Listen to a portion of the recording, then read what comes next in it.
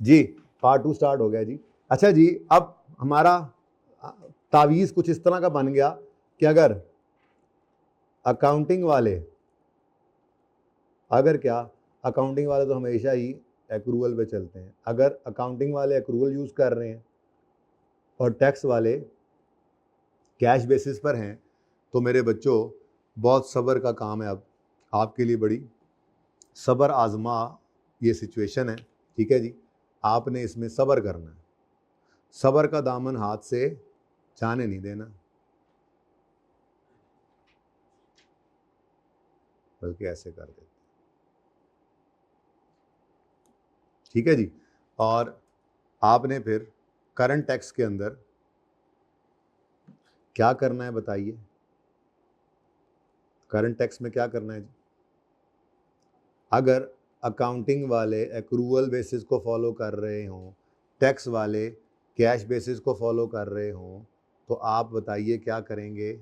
मुझे बताएं, अभी तो बोल बोल के आया हूँ, थक गया हूँ, गला मेरा खुश्क हो गया जी। करंट टैक्स में क्या करेंगे? रिवर्स कर देंगे पीएनएल को। पीएनएल क्या हो जाएगा? रिवर्स। और कैश क्या होगा जी? रिकॉर्ड। यानी टैक्स वालों की बात होती है ना, कैश बेस पे चल रहे हैं, तो कैश क्या कर लेंगे हम? रिकॉर्ड, ठीक है जी। उसके बाद डेफर टैक्स एज ऑन वाली वर्किंग में क्या करेंगे जी? कैरिंग अमाउंट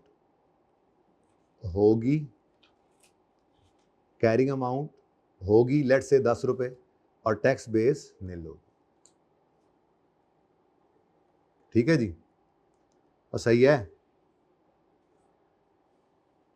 यही किया हमने। अच्छा, दूसरा केस, अच्छा इसको ना यानी किताब के अंदर जो लिखा हुआ है ना, ऐसे लिखा हुआ है सबर। ये कौन सा है जी? केस सबर, यानी कि आपको सबर करना पड़ेगा, आइन कोई टाल नहीं सकता, बहुत सारा काम करना पड़ेगा। दूसरी सिचुएशन जो है उसमें होता है कि IFRS वाले तो हमेशा की तरह एक्रूवल को ही फॉलो कर रहे होते हैं। टैक्स वाले कहते हैं हम किसी से कम नहीं हैं, हम भी एक्रूवल फॉलो कर लेते हैं। जब ऐसा होता है तो क्या करते हैं आप बताएं? तो क्या कहा है आपको, क्या सिखाया, अभी क्या करेंगे आप? तो क्या करेंगे बोलो? करंट टैक्स में क्या करेंगे?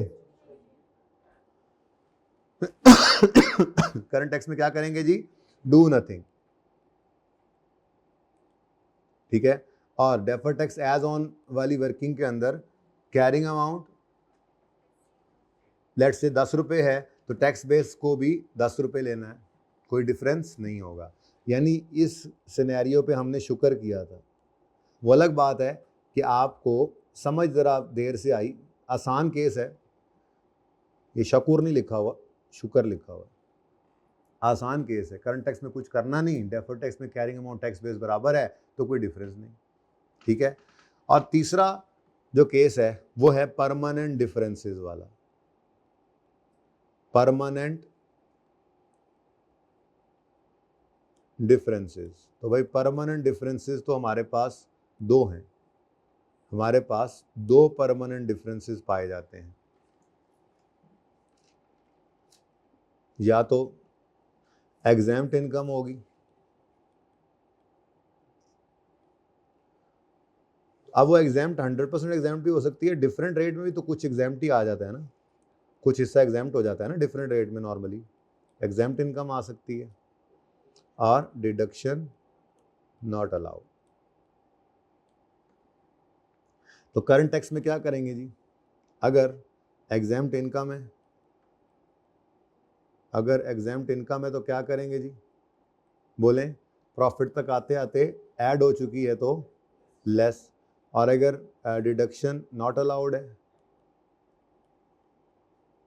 तो वो लेस हो चुकी होती है प्रॉफिट की फिगर तक आते आते, तो उसको क्या कर देंगे? Add back.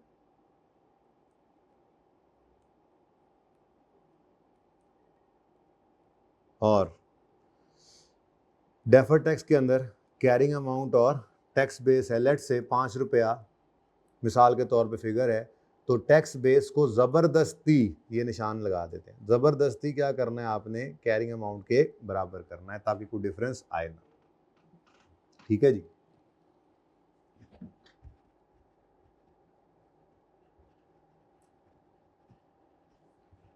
ठीक है। अच्छा जी, तो ये थोड़ा सा एक हमने, वैसे ये बना हुआ है इधर कहीं, ये देखें, ये if tax authorities are using cash basis, सब्र करें, आपके 5वें सवाल की दूसरी से 5वीं एडजस्टमेंट तक। Prepare T account current tax में रिवर्स करो, डेफर टैक्स में ये करो। If tax authority using accrual basis, तो शुक्र, ये एडजस्टमेंट्स हैं। टी अकाउंट प्रिपेयर करो, कुछ नहीं करंट टैक्स में करना, डेफर टैक्स में इनको बराबर कर देना।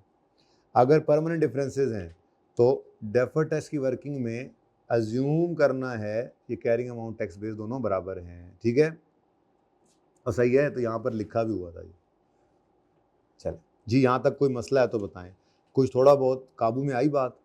अच्छा, अब देखें, मैं इस चीज़ को लेकर कि मज़ीद नहीं पढ़ाता, कोई और सवाल नहीं कराता, ठीक है। अब हम एक कॉन्सेप्ट करते हैं जिसमें रेट चेंज हो जाएगा। ये अलग थलग कॉन्सेप्ट है, इसका पिछले लेक्चर के साथ कोई ताल्लुक नहीं है।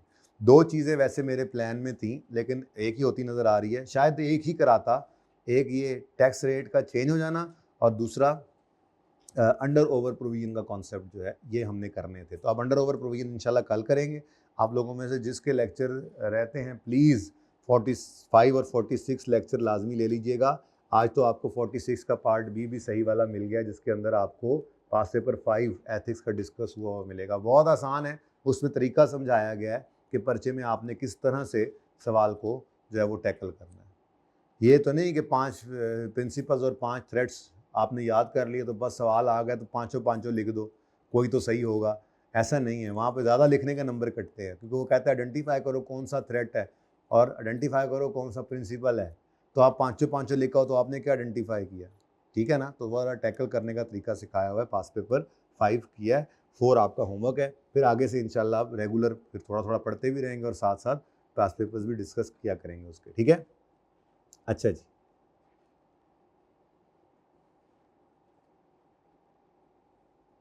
आपको होमवर्क में कुछ सवाल दिए थे, होमवर्क में सवाल दिए थे, मुझे याद आ रहा है, कुछ सवाल लिखे थे मैंने यहाँ एंड पे ना, यहाँ पे करके मुझे लगता है सवाल लिखे थे, मान जाए। नहीं लिखे थे, यही वाला दोबारा करने का बोला था। खैर जाओ, मुझे फिर देखने दो।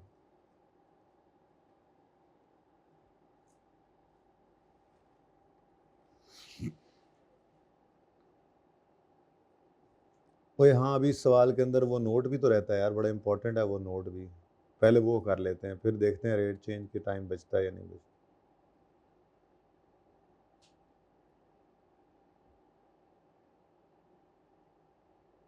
बहुत काम है, बहुत काम करते हैं आप लोग माशाल्लाह। ये देखें ना जी, ये मैंने होमवर्क नहीं दिया था आप लोगों को, तो क्वेश्चन 328 पे क्वेश्चन नंबर, ये पेज 328 पे क्वेश्चन नंबर 10 RL, ये अभी जो सामने आया 9 के बाद, तो ये आपका होमवर्क था ना, नहीं दिया था मैंने। चलें अब लिख लें, माजरत, शायद वो फिर खटिंग हो गई होगी, खटिंग। तो ये इससे अगला सवाल 10वां सवाल आपका होमवर्क है, ठीक है। उसके बाद अब पेज 338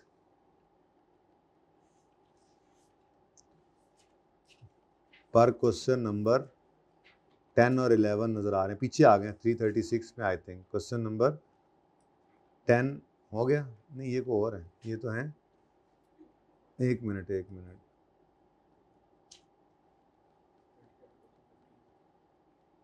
ये जनाब, ये पेज 345 पे तशरीफ़ लाएँ, क्वेश्चन नंबर 10 और 11, ये भी आपका होमवर्क, ये मैं देना भूल गया था हफ्ते वाले दिन। चलें कोई बात, अब आ गया।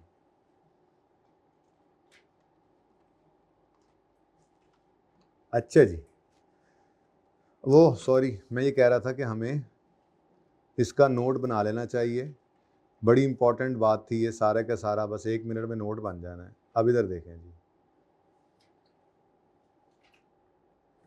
नोट, असल में ना नोट के अंदर सिर्फ ट्रीटमेंट आपका जो देखने वाला है वो क्या है, ये जो आपके डेफर टैक्स के अंदर मसले मसाइल आए हैं, यानी आज पहली बार ऐसा हुआ है कि परमानेंट डिफरेंस डेफर टैक्स में आ गया, तो ज़रा ट्रीटमेंट देख लें, बाकी तो कोई मसला नहीं है सवाल के अंदर, ठीक है। तो नोट के अंदर आपको पता है, हम सबसे पहले नोट नंबर लेट से 8 टैक्सेशन, 1 मिनट का काम है, कर लें, अगले सवालों में फिर ज़रा ईजी हो जाता है बंदा। टैक्सेशन का नोट बना लेते हैं जिसमें टैक्स एक्सपेंस आएगा, और टैक्स एक्सपेंस के अंदर दो चीज़ें आती हैं जी, करंट टैक्स और, अब करंट टैक्स कहाँ से मिलेगा, करंट टैक्स की बोलो करंट टैक्स की वर्किंग से 89.4 की एंट्री बोलो, CTE डेबिट 89.4 है, ठीक है जी, सही है। नेक्स्ट, उसके बाद DTE के लिए DTE का लेजर चाहिए, DTE के लेजर में क्लोजिंग आ गया आपकी एज ऑन वाली वर्किंग से और एक्सपेंस की फिगर आ गई, एंट्री DTL/A का अकाउंट क्रेडिट हो रहा है और DTE डेबिट, तो DTE डेबिट 2.4 से, टोटल 91.8, ठीक है जी। अब रेकन्सिलिएशन की बारी आई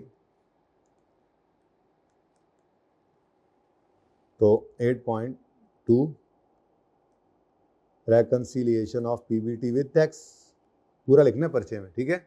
अब रेकन्सिलिएशन ऑफ PBT होती है विद टैक्स, तो प्रॉफिट बिफोर टैक्स सवाल से उठाएंगे, कितना है 300 मिलियन। इसके बाद डबल अंडरलाइन, फिर टैक्स रेट आपने लगाना है हमेशा वर्किंग वन, ये इस वाला टैक्स रेट लेना है करंट टैक्स की वर्किंग वाला 30 जो जनरल है, तो 30% आ गया। और टैक्स बताइए जी कितना आया, टैक्स कितना आया 90, oh my God what talk is, क्या बात है, क्या हुआ, ओह परमानेंट डिफरेंसेस थे, ओके गुड। अब मसला ये है कि आपने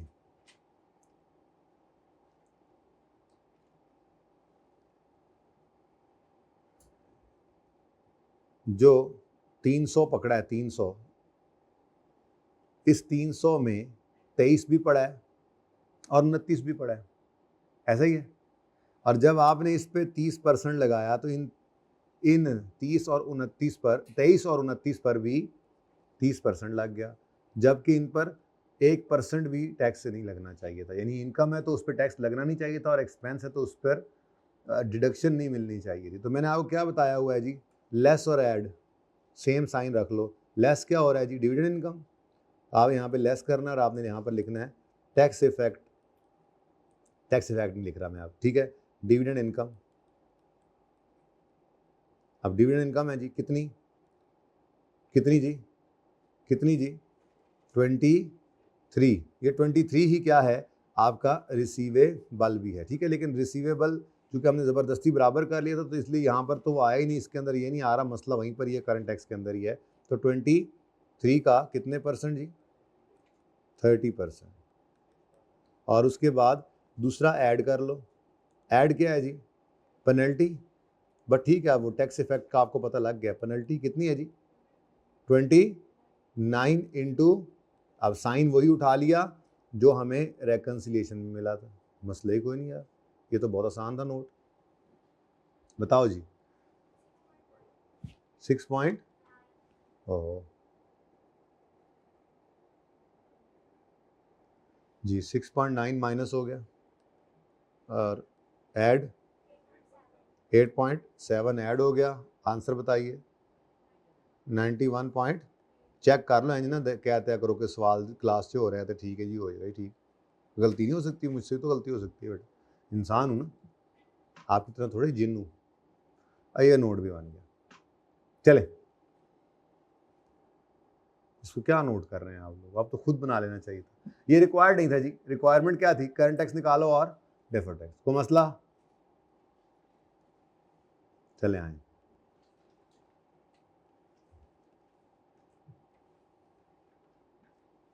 पेज नंबर 337 पे तशरीफ लाएं जी।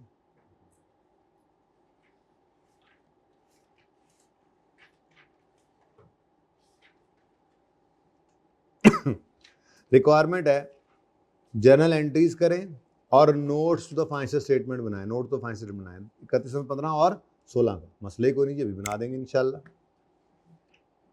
तो नोट बनाएंगे और जर्नल एंट्रीज करेंगे, we purchase an asset on यकम जनवरी 15 फॉर 5,000। ये बाद में देखते हैं, सबसे पहले नोट बनाएंगे 2 साल का और उसके बाद जनरल एंट्रीज करनी है, ठीक है। तो नोट के लिए परला कौन है हमारा, शुरू तो करें ना जी। Question number 14, page number 337।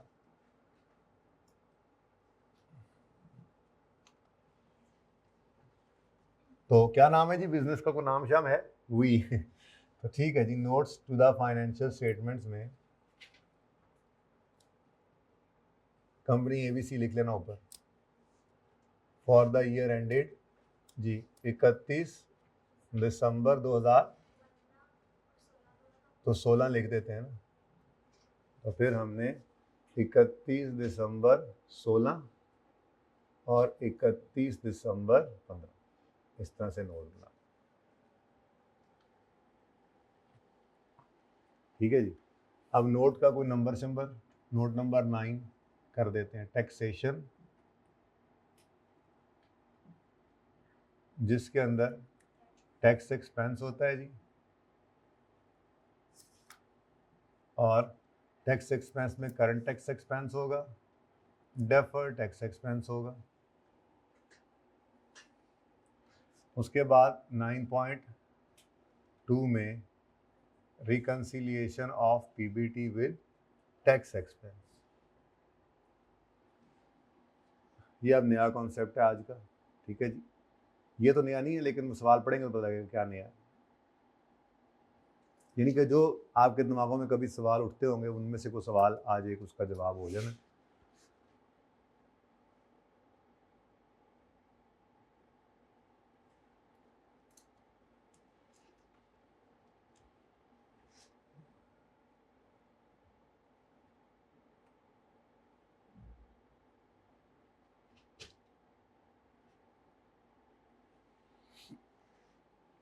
अच्छा जी, अब दूसरा एंट्रीज हैं, जहाँ जगह बन जाएगी मैं एंट्रीज भी वहाँ पे कर लूँगा, ठीक है। अपनी तरतीब से शुरू करते हैं। अब वर्किंग नंबर 1 हमारी करंट टैक्स वाली वर्किंग आ जाएगी।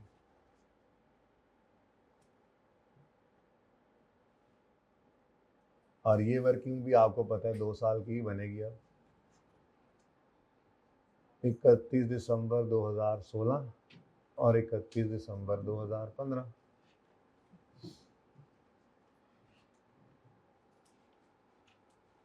और डेफर्ड टैक्स वगैरह की वर्किंग होगी तो अब आगे वो बना लेंगे, ठीक है जी। अब शुरू करते हैं जी अपना काम तरतीब से, बल्कि यूं कर लिया करें, कोई मसला नहीं। सवाल तो पहले पढ़ लेते हैं, चलिए सवाल तो आप पढ़ेंगे ही।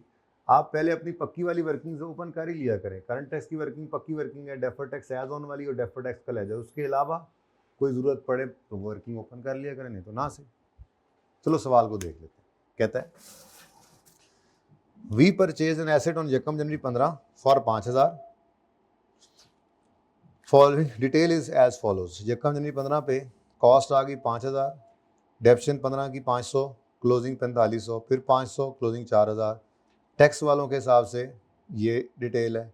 तो लेजर बना रहे थे सबसे पहले हम पीपीई का, फिर वही हाँ खुदा का खौफ करो लेजर बनाने की ज़रूरत है। लेजर में हमें यही शक्ल नहीं चाहिए होती। पहले भी एक सवाल करके आ चुके हैं, खुदा का खौफ करें। ओपनिंग है 0, एडिशन, फिर डेप्शन, फिर क्लोजिंग अगले साल वही ओपनिंग बन गया। लेजर बनाने की क्या ज़रूरत है, हमें इंफॉर्मेशन गिवन है, ठीक है। तो अभी छोड़ो अगली लाइन को, फिलहाल तो मुझे बताओ कि अकाउंटिंग वालों की डेप्रीसिएशन 15 की 500 है और टैक्स वालों की 750 है। तो क्या करेंगे, अकाउंटिंग डेप्रीसिएशन को उल्टा दें। पता नहीं कहाँ पे प्रॉफिट बिफोर टैक्स नज़र नहीं आया, चलो खैर अकाउंटिंग प्रॉफिट को, अकाउंटिंग डेप्शन को उल्टा दें, यानी कि ऐड कर दें। तो अकाउंटिंग डेप्रीसिएशन 2015 की कितनी है जी 500 और टैक्स वालों की डेप्शन 2015 की 750। तो ऐड कर दें 500 और लेस कर दें 750।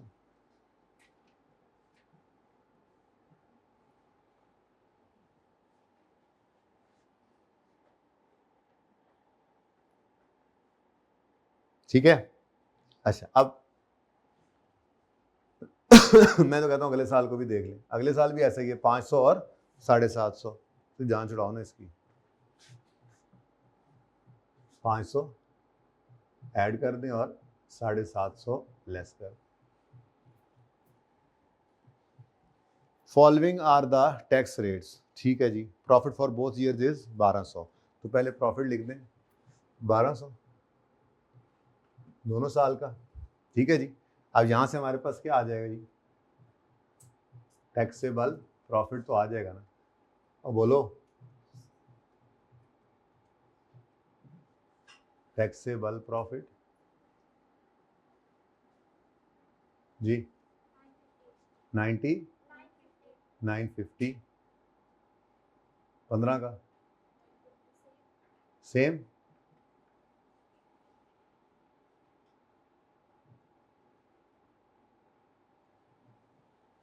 अच्छा उसके बाद डेफर टैक्स की वर्किंग कर लेते हैं, क्या ख्याल है? डेफर टैक्स एज ऑन वाली वर्किंग में आपको एक ही आइटम नज़र आ रहा है, वो है प्रॉपर्टी प्लांट एंड इक्विपमेंट। तो मैं एक और वर्किंग ओपन कर ली, working number 2, defer tax liability slash asset as on 31 December 2015, carrying amount, tax base, difference, tax rate और टैक्स।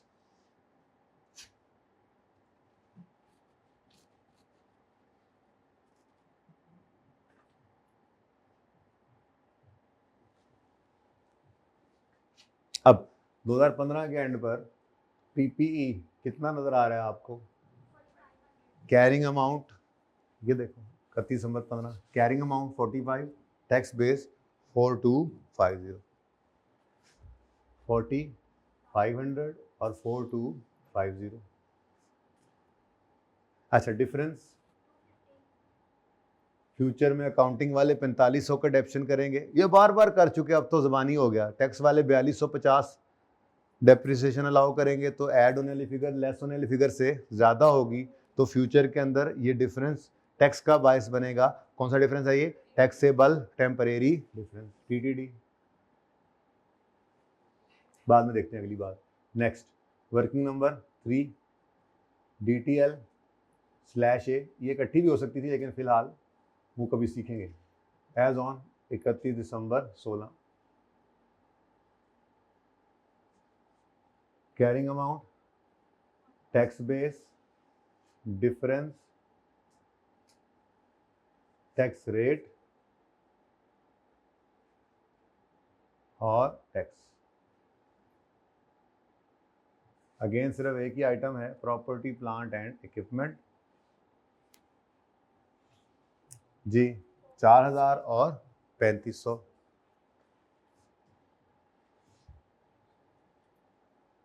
500 का डिफरेंस। अगेन कौन सा डिफरेंस है ये, टैक्सेबल टेम्परेरी डिफरेंस।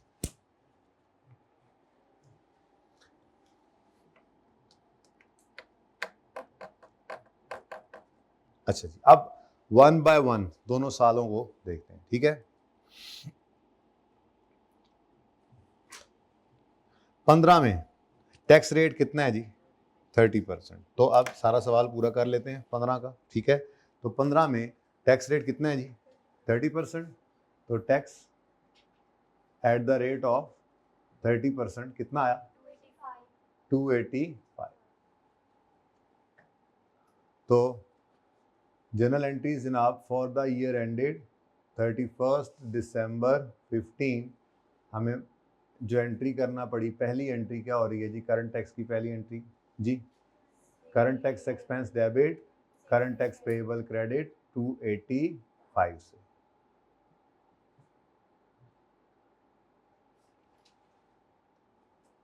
ठीक है जी।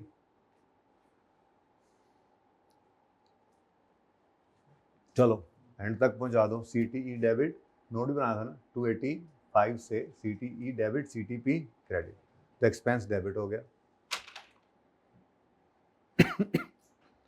उसके बाद डेफर्ड टैक्स के लिए हमें डेफर टैक्स का लेजर चाहिए होता है। डेफर टैक्स एक्सपेंस के लिए डेफर टैक्स का लेजर बनता है ना जी, ठीक है। तो डेफर टैक्स लायबिलिटी भी हो सकती है, एसिड भी हो सकता है। अब एसिड खरीदा हमने कब, यकम जनवरी 15 पे। हम पहले साल के एंड पे आए, टैक्स रेट क्या है जी बोलो, 30%। तो 75 टैक्सेबल टेम्परेरी डिफरेंस के पुत्र का नाम क्या था, डेफर टैक्स लायबिलिटी। तो फिर ओपनिंग में तो कोई चीज नहीं था, मैं ओपनिंग लायबिलिटी वाली साइड पे इसलिए लिख रहा हूँ, जरा मुनासिब लगता है ऐसी तरह थोड़ा सा है। तो ब्रॉड डाउन कितना है जी, ओपनिंग डेफर टैक्स लायबिलिटी कितनी है, एसिड ही नहीं था, एसिड ही यकम जनवरी 15 को आया है, तो ओपनिंग 0, ठीक है जी। और क्लोजिंग 31 दिसंबर 15 पर आपका वर्किंग 2 से आया 75 की लायबिलिटी, ठीक है जी। और बल्कि आगे इसी को चलाना था जी। और आपका ब्लू मार्कर अभी आ रहा है, वो आपको DTE निकाल के देने लगा बैलेंसिंग। तो DTE बैलेंसिंग फिगर बोलो 75, एंट्री बोलो DTL/A का अकाउंट क्रेडिट हो रहा है और DTE डेबिट। तो DTE डेबिट 75 से और DTL/A क्रेडिट। अच्छा अब बोलो जी क्या आता है जी टोटल, 360। मैं तो कहता हूँ इसकी रेकन्सिलिएशन भी बना देते हैं। PBT 1200, डबल अंडरलाइन कर दें इसके नीचे। उसके बाद टैक्स रेट वो उठाएं जो करंट टैक्स निकालते हुए अप्लाई किया आपने, टैक्स रेट हमेशा वो उठाना है।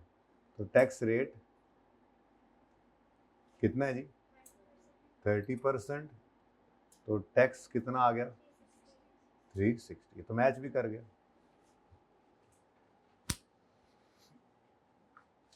यहां तक कोई मसला, तो अब छोटी सी चीज नहीं आई है बस। अब आते अगला साल आता है जी। तो अगले साल के अंदर टैक्स रेट क्या हो गया जी, 32। अच्छा देखो ये आपको सवाल के अंदर जरूर पता लग रहा है कि 15 का साल रेट 30 था, 16 का साल 32 हो गया। ये आप ये नहीं अज्यूम कर सकते कि 15 में खड़े होकर ये सबको पता था। ये ज़हन में रखना, हमें 15 में खड़े होकर नहीं पता था कि 16 का टैक्स रेट क्या होगा, वरना हम डेफर टैक्स को, डेफर टैक्स तो फ्यूचर का टैक्स होता है ना, हम उसको बुक ही किस पर करते, उस रेट पर जो फ्यूचर में एप्लीकेबल होना है।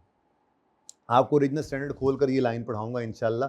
फिलहाल तो चूंकि ज़रूरत नहीं है, फिलहाल तो मैंने, क्योंकि डेफर टैक्स फ्यूचर का टैक्स है और हमने उसको बुक करना होता है उस रेट पर जो कि आपको एप्लीकेबल होता नज़र आ रहा हो फ्यूचर के अंदर।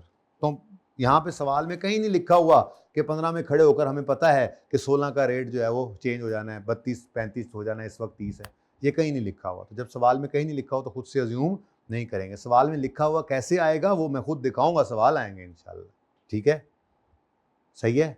अच्छा अब अगला साल शुरू होता है तो सबसे पहले क्लोजिंग बैलेंसेस क्या बन जाएंगे, ओपनिंग। ओहो डेफर टैक्स की एंट्री नहीं की, डेफर टैक्स मैंने एक जगह एक एंट्री छोड़ के जरा एंट्री कर रहा हूँ, उसकी वजह बस कुछ होगी, छोड़ो फिलहाल। DTE डेबिट और DTL/AE लिख दिया करो क्रेडिट, कितने से जी, 75। आपने लाइन थोड़ी छोड़नी है, आपका तो मसला ही कोई नहीं होता, मैंने ज़रा आमने सामने पता है आपको एंट्री चलानी होती है, तो मैं ज़रा इसलिए इस तरह से लाइन छोड़ रहा हूँ, आपने नहीं छोड़नी है लाइन शाइन कोई नहीं छोड़नी। अब मैं इस वक्त 2016 के अंदर एंटर हो चुका हूँ, ठीक है जी।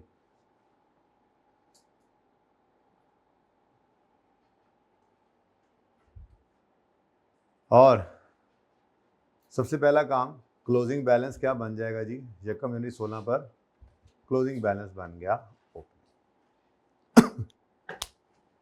जहां तक कोई मसला नहीं। अब सबसे पहले वही करंट टैक्स के अंदर क्या रेट लगेगा, हाँ जी 32% रेट हो गया, 32%, 30% तो उस साल का था, ठीक है, तो 32% रेट हो गया तो 30, इसकी डबल एंट्री बोलो CTE डेबिट, CTP क्रेडिट 304, 304 से current tax expense debit, current tax payable credit. यहाँ पे भी एंट्री हो गई, CTE डेबिट 304 और CTP क्रेडिट। ठीक हो गया जी। अब अभी तक भी कुछ नया नहीं हुआ, ठीक है, रेट बदला, आप नए रेट के हिसाब से एंट्री कर दी करंट टैक्स निकाल के। अच्छा जी, अब नया काम जो आपके सामने आने लगा है, सबकी तवज्जो चाहिए, सब नोट शोट करना रोक दें अब काइंडली। आज की ये वाहिद नई चीज़ है बस, ठीक है, बड़े ध्यान से देखना है इसको, बड़े इत्मीनान से देखना है। मुझे बताओ, आपने डेफर्ड टैक्स की क्लोजिंग वर्किंग कर ली है ना? क्लोजिंग की क्या रेट है? 160 DTL। लो, तो 31 दिसंबर 2016 पर जो कैरी डाउन आपने वर्किंग 3 से निकाला है वो है 160। देखो, मैं बार बार कह रहा हूं, हमें 15 में खड़े होकर ये पता नहीं था कि 16 में क्या रेट होने जा रहा है, ठीक है। इसीलिए तो हमने 15 के अंदर डेफर्ड टैक्स किस पे बुक कर लिया था? 30% पे। हालांकि डेफर्ड टैक्स, डेफर करके टैक्स देना है, ये फ्यूचर का टैक्स होता है। अगर आपको आज खड़े होकर पता लग जाए सर्टेनिटी के साथ कि फ्यूचर में ये टैक्स रेट होगा, तो आपने फिर डेफर्ड टैक्स को उसी पे बुक करना होता है। वो अगले सवालों में आएगा, फिलहाल हमें पता नहीं था। अब चूंकि हमें पता नहीं था तो हमने डेफर्ड टैक्स तो बुक किया हुआ था पिछले साल के एंड में, किस रेट पर? किस रेट पर बुकड है? ये 75 जो है ये किस पर है? ये किस पे पड़ा है? ये 30% पे पड़ा है, ठीक है। ये किस पे पड़ा है जी? 30% पे। और ये जो क्लोजिंग आपने अभी निकाला है ये किस रेट पे बुकड है? बोलो। यानी कि ये 160 किस पर पड़ा है? अब देखें, यहां पर याद रखिएगा आपका रेट कौन सा है। पहली बात तो ये डिसाइड कर लें आपका रेट कौन से वाला है। आपका रेट 30% है या 32%? इस वक्त आप 2016 में खड़े हैं, आपका रेट है 32%। वो रेट जो आपने रेकंसिलिएशन में लिखना है, ये तरतीब से चले ना, अगर आप तरतीब से चलें तो मैंने आपको पहले दिनों से क्या सिखाया हुआ है कि आपने रेकंसिलिएशन में कौन सा रेट लिखना है? जो आपका करंट टैक्स की वर्किंग में जनरल रेट लिखा हुआ है। जनरल रेट क्या लिखा हुआ है जी? 30। अब ओपनिंग जो है ये 75 जो है ये पड़ा हुआ है, पर्चे में ऐसे नहीं लिखना, पर्चे में ऐसे नहीं लिखना, तो आपको समझाने के लिए लिख रहा हूं, ठीक है ना। 75 जो है ये पड़ा हुआ है किस पर जी? 30% पर, ठीक है, ये 30% पर पड़ा हुआ है। और 160 क्लोजिंग जो है ये किस पर पड़ा हुआ है जी? दूर नजर आ रहा है एंड वालों? 32% पर। अब मुझे बताओ, क्या 32 सही है या 30 सही है? इस साल के हिसाब से 32 सही है या 30 सही है? हमारा रेट वो है जो रेकंसिलिएशन में पड़ा हुआ है, याद रखना। हमारा तो 2016 के लिए हमारा रेट कौन सा है? 32। अब अगर 32 सही है तो इसको तो नहीं छेड़ना, 30 वाले फिगर को उठाकर किस पे ले आए? 32 पे। इस 32 वाले को छेड़े? बोलो। नहीं, ये 30 पे है, इसको उठाकर ले आए 32 पे। अब मुझे बताएं, ये 30 पे है, इसको 32 पे लेके जाना है तो बढ़ाना पड़ेगा या कम करना पड़ेगा? बढ़ाना पड़ेगा या कम करना पड़ेगा? मैं इसकी बात नहीं कर रहा, इसको सही करना पड़ता तो इसको कम करना पड़ता। मैं बात कर रहा हूं 75 और 75 30% पे है और 160 32 पे। हमारा रेट कौन सा है? 32। यानी हमारा मतलूबो मकसूद रेट 32 है, तो इनमें से कौन सा 32 पे नहीं पड़ा? ओपनिंग 32 पे नहीं पड़ा। अब इसको अगर आपने 32 पे लेकर जाना है तो इसको बढ़ाना पड़ेगा या कम करना पड़ेगा? अब ये जिधर पड़ा है उसी तरफ 2 ऐड करूं या दूसरी तरफ ऐड करूं? अगर मैंने 2 इस तरफ लिख दिया तो ये तो कम हो जाएगा। मुझे अगर इसको बढ़ाना है तो मुझे इसी तरफ कुछ ऐड करना पड़ेगा। तो लाल मार्कर से हम डेफर्ड टैक्स एक्सपेंस ही लिखेंगे, लेकिन ये टैक्स इफेक्ट का रेट निकाला करेंगे, जिसमें हम क्या कहेंगे? O75, बोलो जरा, बोलो। O75 तुम पड़े हुए हो 30 पर, तुम पड़े हुए हो 30 पर, तुम्हें कितने पर जाना है?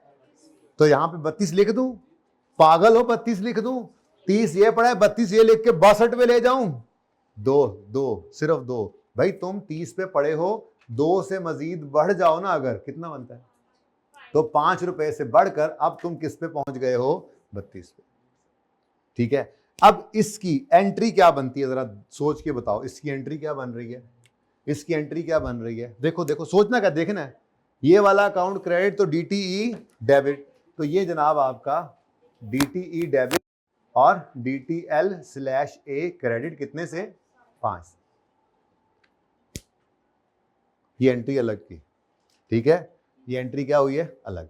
अब उसके बाद आकर आपने बैलेंसिंग फिगर ब्लू से निकालनी है, जो आज तक निकालते आए हैं। बात समझ आई? तो ये आपने मैन्युअली निकाला, टैक्स, ये रेट चेंज का इफेक्ट आपने मैन्युअली निकाला। अच्छा, अभी यहां पर जाकर ना, यहां पर जाकर दोनों की एंट्री DTE होनी है, तो यहां मैंने ऐड कर देना है। तो आपने कहा ना फिर अलग क्यों किया? रेकंसिलिएशन के लिए अलग किया है। अगर ना करते तो रेकंसिलिएशन में समझ नहीं आनी थी कि क्यों आउट हो रही है। छोड़ें इस बात को, भी देखते हैं। फिलहाल ये जो किया समझ में आया? 75 30 पे पड़ा था, क्लोजिंग 160 जो 32 पे पड़ा है। हमारा रेट कौन सा है? 32। तो हम फिर इसको किस पर ले जाएं? अच्छा, ये ओपनिंग इधर पड़ा होता तो 2 से बढ़ाना है तो इधर ऐड करते, कम करना हो तो इधर माइनस कर दें। ये ओपनिंग इधर पड़ा है, इसको बढ़ाना है 2 से तो इधर ऐड कर दे, कम करना हो तो इधर लेस कर दें। ये डिफरेंट सिचुएशंस हैं। अभी है टाइम, एक आधा सवाल और ना भी होगा, हो भी जाएगा वैसे तो। ये पूरा करके आगे 2 छोटे छोटे सवालियां हैं वो करते हैं इंशाल्लाह। ठीक है, तो आपको डिफरेंट सिनेरियोज दिखाता हूं। ठीक है, तो ये आपने मैनुअली निकाल लिया। अब आपका ब्लू मार्कर निकला है, अब ये निकालेगा डेफर्ड टैक्स एक्सपेंस बैलेंसिंग, जैसे आज तक निकालता है। कितना आ रहा है? 80। ये इधर DTE, तो इसकी एंट्री हमेशा की तरह से, इसकी एंट्री क्या है? वही ये वाला अकाउंट क्रेडिट तो DTE डेबिट, तो DTE डेबिट और DTL/A क्रेडिट। कितने से? ये किसी भी तरफ जा सकता है, ये भी किसी तरफ जा सकता है, वो हर सवाल के हिसाब से सोचते चले जाएंगे। फिलहाल जो सिचुएशन सामने है वो समझ आ रही है? वो बोलो। अब एंट्रीज करते हैं। CTE debit CTP credit, CTE debit CTP credit हो गया। दूसरी एंट्री DTE डेबिट, मतलब बढ़ रहा है, बढ़ रहा है। कितने से बढ़ रहा है? 5 से। 5 से मैं 5 इस तरह से लिख दूं, बढ़ रहा है, प्लस DTE डेबिट। ठीक है, उसके बाद नेक्स्ट क्या आ रहा है? फिर DTE डेबिट ही हो रहा है। फिर DTE क्या हो रहा है? वो नॉर्मल वाला DTE होता था, कितना? 80। अब आपको जरूर तकलीफ होनी है कि भाई 85 उधर ही निकलना था। भाई नहीं, आप छोड़ें इसको फिलहाल जी। 85 प्लस प्लस प्लस ही हो गया ना, और बोलो तो टोटल 389।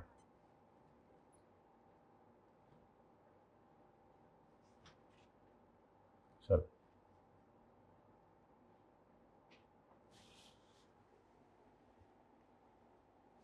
ये सिर्फ सिखाना था। ये समझ में आया?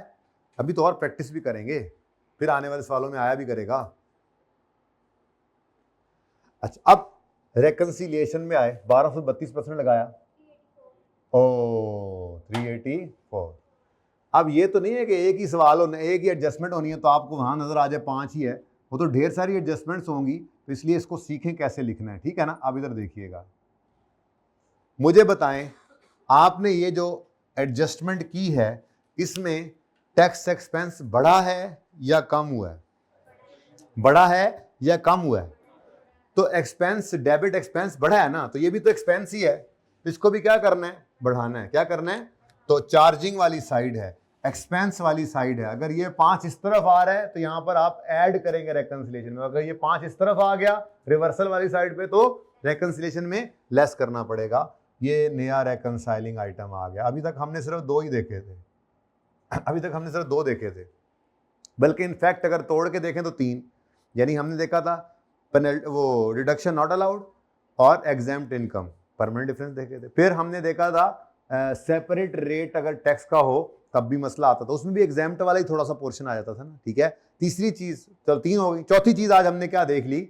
अगर रेट चेंज हो जाए हमारे साल में, हमें नहीं पता कि अगले साल क्या रेट हो रहा है, अगले साल रेट चेंज हो जाए तो डेफर्ड टैक्स जो पिछले साल हमने बुक कर लिया था पुराने रेट पर, उसकी एडजस्टमेंट जो करनी पड़ती है, वो एडजस्टमेंट आपकी यहां पर रेकंसिलिएशन में आके आपको तंग करती है, ठीक है। तो effect of rate change exact वही 5 रुपए होंगे, ठीक है ना।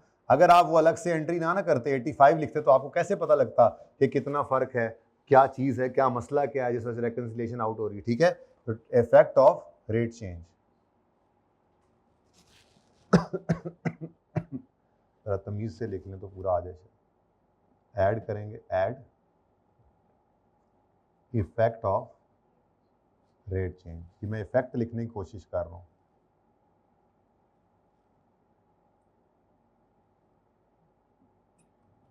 ठीक है जी, कितना 5, सॉरी जी 5 प्लस या माइनस, प्लस। क्यों प्लस, क्यों प्लस, क्यों प्लस? यहां एंट्री से देख लो, यहां लेजर से देख लो, ये वाला लेजर क्रेडिट हो रहा है तो एक्सपेंस डेबिट, एक्सपेंस बढ़ रहा है, एक्सपेंस बढ़ रहा है। रेकंसिलिएशन में भी तो आपने पीबीटी पे टैक्स रेट लगाकर एक्सपेंस ही निकाला हुआ है, तो एक्सपेंस को अगर बढ़ाना है तो प्लस करेंगे, और अगर कभी इस तरफ आ गया ये वाला फिगर तो फिर वहां पे रेकंसिलिएशन में माइनस कर देंगे, ठीक है। हाँ जी बोलो। 389 और ये बैलेंस ये रेकंसाइल भी हो गया, ठीक है जी। तो ये जनाब आपका आज का नया कॉन्सेप्ट, ठीक है। ये तो 380 360 ही क्या हो गया था, मैच हो गया था, लेकिन इसमें यहाँ पे रेकंसाइलिंग आइटम आपको डालना पड़ा, ठीक है। और सही है। जरा जल्दी से अब देखो अगले 2 सवाल।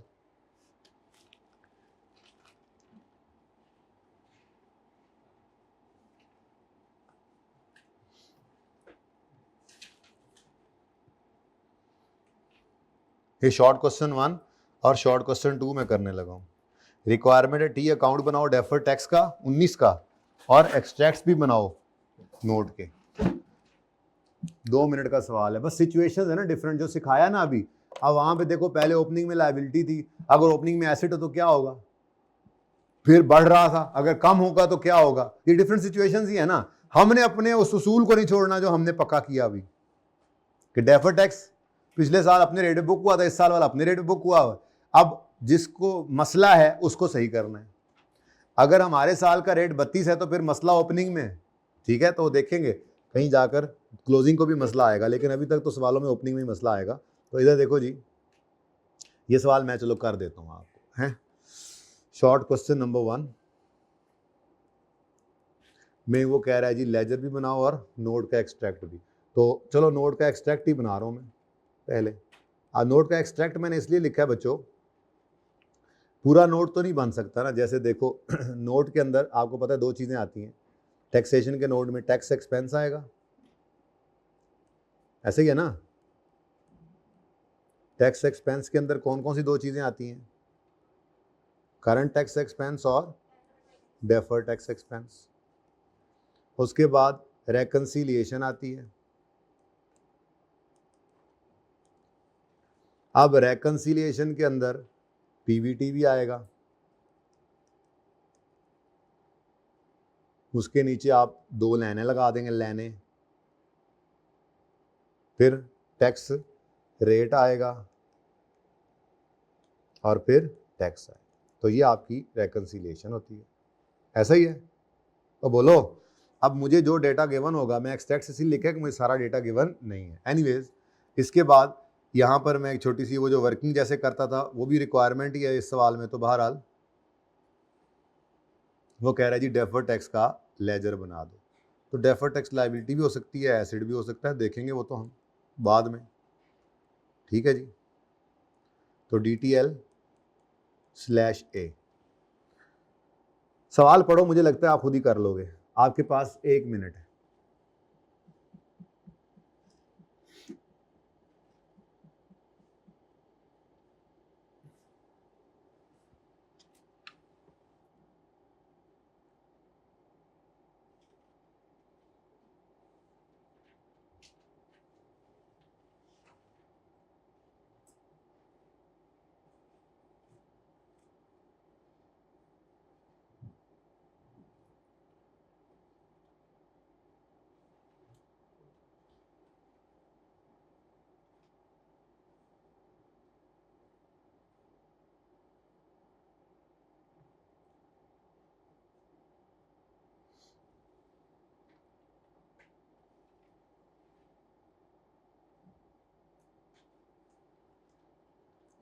हाँ जी, की बनी हो नहीं गया, 1 मिनट नहीं हुआ अभी, चलो चलो करो करो, क्योंकि आपने खुद कर लिया तो फिर मसले हल हो जाना। आज का नया कॉन्सेप्ट भी तो आ जाए ना। तकरीबन इतना ही पढ़ना था, बस एंड पे थोड़ा एथिक्स कर लेने थे, थोड़ी रिवीजन जल्दी हो जानी थी। तो क्योंकि पिछला टॉपिक ना 2 वो हैवी चलते हैं, तो ये ऐसे ही होता है, इत्तेफाक की बात है, फिर आप आ गए। हाँ, अंडर ओवर प्रोविजन शायद मैं करवा देता, लेकिन कल इंशाल्लाह, तो ये ज़्यादा ना हो जाए ना, हैवी ना हो जाए। हाँ जी, हो गया, किस किसने कर लिए? गुड, आधे तो हो गए। ये तो देखो, अब ऑन 1 जनवरी 19, अब 19 के साल का ही नोट बनाना है, इसी साल का टी अकाउंट बनाना है। 1 जनवरी 19 पे डेफर्ड टैक्स एसेट है 36 का। 1 जनवरी 19 पर ब्रॉड डाउन कितना है जी? 36। ठीक है, आपने अपनी तरतीब नहीं छेड़नी बस। ओके, अच्छा, उसके बाद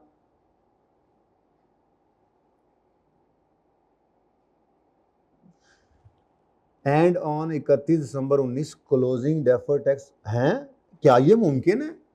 बिल्कुल एन मुमकिन है, कोई मसला नहीं है। 31 दिसंबर 19 पर आते आते क्लोजिंग में लायबिलिटी बन गई कितनी? 21 की। हमें इससे क्या, हमारे तो पक्के पक्के हमने जुगाड़ रखे हुए हैं। ठीक है, अच्छा, अब अगली बात,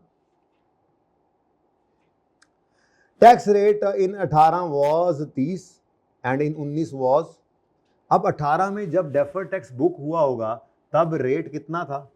30%। 30%, और कहीं लिखा हुआ है कि 18 में खड़े होकर पता था कि 19 में रेट 35 हो जाना है?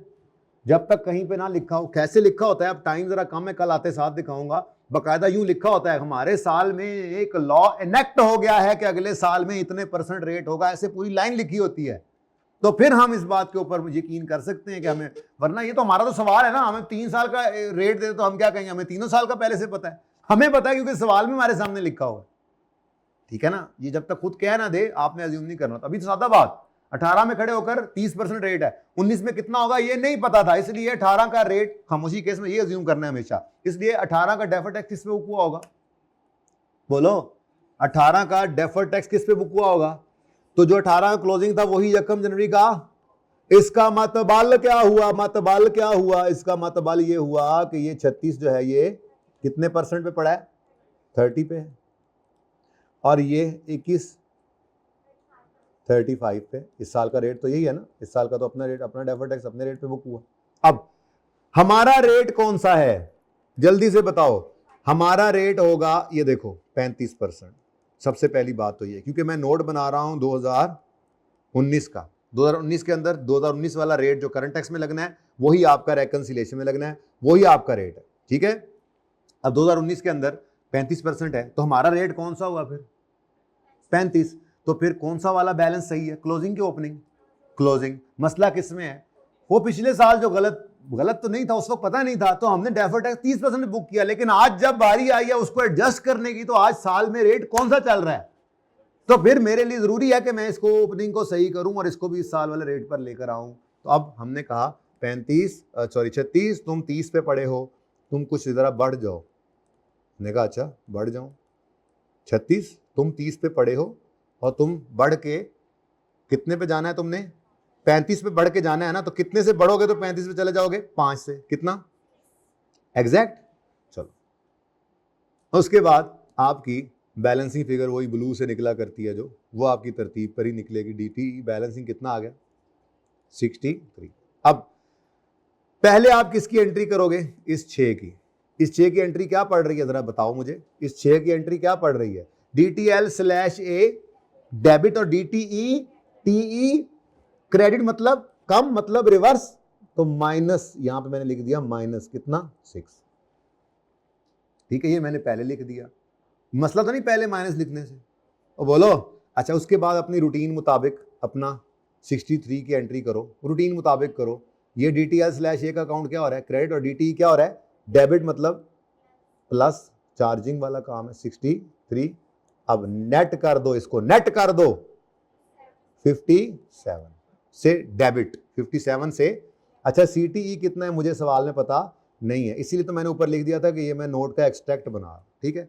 अच्छा, अब जो भी आएगा टोटल ये इसके बराबर ही होगा, क्वेश्चन मार्क के बराबर होगा ना, है ना। लो भाई, ये जनाब मेरा नोट के अंदर टैक्स एक्सपेंस वाला पोर्शन बन गया। अगली चीज होती है रेकंसिलिएशन। अब मुझे नहीं पता, सवाल में तो उसने मुझे बताया नहीं है पीबीटी कितना है, तो इसलिए टैक्स रेट लगाकर जो टैक्स आना है वो भी मुझे नहीं पता, लेकिन मुझे इतना पता है मेरा सवाल पूरा होता ना। मैं तो सिर्फ सिखा ही क्या रहा हूं इस वक्त, यही 6 रुपए की एडजस्टमेंट। अब मुझे बताओ, आज इस लेजर से पढ़ के देखो, DTL ये 6 रुपए की बात कर रहा हूं, इससे रेकंसिलिएशन आउट होना ही होना है, पक्की बात है। तो DTL/ एक अकाउंट डेबिट हो रहा है, DTE क्या हो रहा है, क्रेडिट, मतलब कम, यानी एक्सपेंस को कम करना है। अब ये एक्सपेंस है, एक्सपेंस, ये एक्सपेंस है, इसको बढ़ाना था तो ऐड किया था, कम करना है। ये रिवर्सल वाली साइड है, चार्जिंग वाली साइड नहीं है, तो लेस कर दिया आपने और लिखा टैक्स इफेक्ट सॉरी क्या लिखा था वहां पे, देख के बताओ, इफेक्ट ऑफ रेट चेंज। जरा रट्टा मारे ना, तो इफेक्ट ऑफ पैसिव रट्टा, इफेक्ट ऑफ रेट चेंज कितना जी, 6। अब नेगेटिव हो जाएगा, ठीक है जी। ये बल्कि मैं लाल से ही लिखता हूं इसको, ये लाल, वो जैसे लाल, ये इधर देख लिया करो ना, ये एक्सपेंस है, अगर एक्सपेंस में माइनस हो रहा है तो इधर भी माइनस कर दो, अगर इधर एक्सपेंस में प्लस हो रहा है तो इधर भी प्लस कर दोगे, ठीक है। और यहां से आपके पास क्या आ जाएगा, आपके पास जो फिगर आएगी इंशाल्लाह वो आपकी मैच कर जाएगी। अच्छा, अब टाइम हो गया खत्म, माजरत के साथ, मैंने शॉर्ट क्वेश्चन 2 भी कराना था, तो शॉर्ट क्वेश्चन 2 आपका क्या बन जाएगा, होमवर्क, कल मैं आते साथ ये कराऊंगा, प्लस शायद एक आधा को और सवाल खुद से बना के भी कराऊं, तो ये आपका कॉन्सेप्ट है अगर आपका टैक्स रेट चेंज हो जाए, ठीक है। होमवर्क में सवाल करिएगा, जिन्होंने लेक्चर पूरे नहीं किए पूरे करिएगा, अगर जिंदगी रही तो कल होगी मुलाकात। अल्लाह हाफिज।